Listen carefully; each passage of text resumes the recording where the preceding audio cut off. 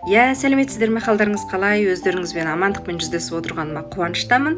Әзір ғана TikTokта бір видео көріп қап, сонымен сіздермен бір бөліскімге өзім қызық сезілді.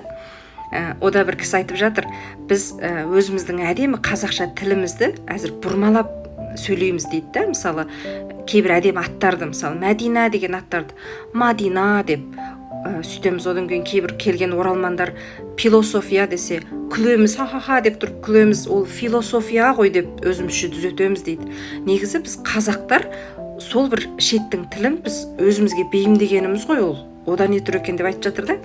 Соны естіп өзім күлкім келіп жатыр. Мен кішкентай кезімізде ата-анамыз айтады, сүйбияр бірдеңке жей салайық, сүйбияр бірдеңке іше салайықшы деп. Сонда мен соны сүйбияр деген бір қазақша сөз деп ойлайтынмын ғой. Сөйтсем кейін үлкейгенде түсіндім, ол ханзуша сөз екен, сөйбен деген сөз екен. Өзің білгенің бойынша қыл деген секілді баяғы. Одан кейін паңшың, жаттым деген секілді сөздерді айтады. Соны кейін үлкейгенде білдім да, паңшың дегенді мен қазақша деп түсінем. Сөйтсем ол фаңшин деген қытайша сөз екен, ханзуша сөз екен негізі. Соған күлкім келеді. Одан кейін біз Үрімжінің шетінде бір ауылда тұрамыз ғой. Ауылдан Үрімжіге барамыз. Сонда Үрімжіде бірнеше көшенің аттары бар. Сонда Шижаңярға барамыз деп айтамыз. Кішкентай кезімізден, әке-шешемізден үйренген енді. Мен кейін үлкейген кезде ана ханзуша әріпті тани алатын кезде ғана білдім. Ол Шижаңяр деген сөз екен. Одан Сәндіңбей дейміз. Ол негізі Сәнтөнбей деген сөз екен. Сондай қызықты істер бар. Одан кейін кішкентай кезімізде үйдегі қойларды, сиырларды сатады ғой мамамыз. Сонда сатып алатын ханзу кісілер келеді, солармен сөйлеседі. Сол кезде мамам айтады, өмгіншема, немінгіншема деп сөйтіп баға таласып солай айтады ғой. Сонда мен ұялам өзімше намыстанып, мама олай сөйлемеші деп.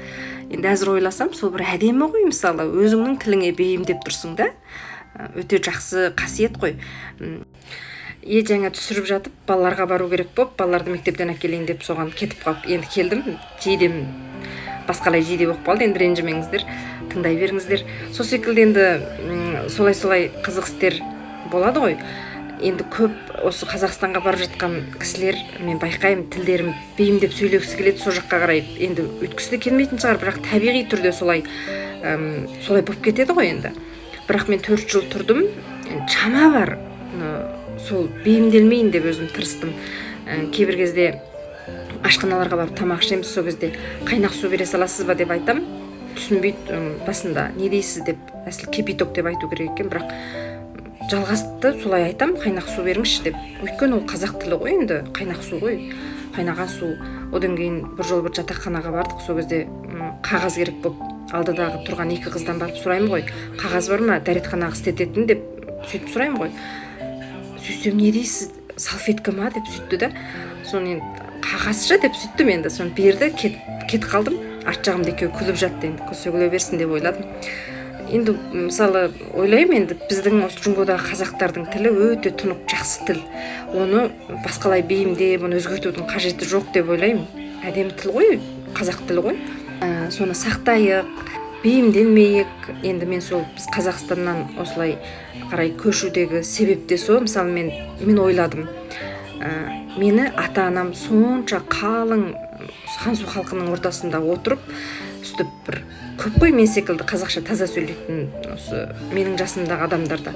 Осындай таза қазақ тілінде сөйлетіп бізді өсірді. Енді мен осы әке-шешемнен алған әдемі қазақи тәрбиемді балама бере аламын.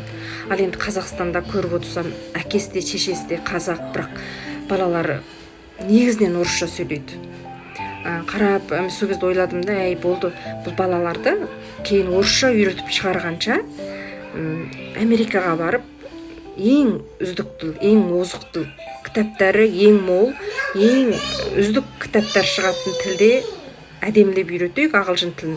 Өзіміз қазақи тәрбиесін береміз, үйде сөз қазақша сөйлейсің деп. Ол үлкейгенде содан кейін орыс тілінде емес, ағылшын тілінде жеттік болсын, қазақ тілін білсін, келіп қазағына үлес қоссын деген ойда кеттік.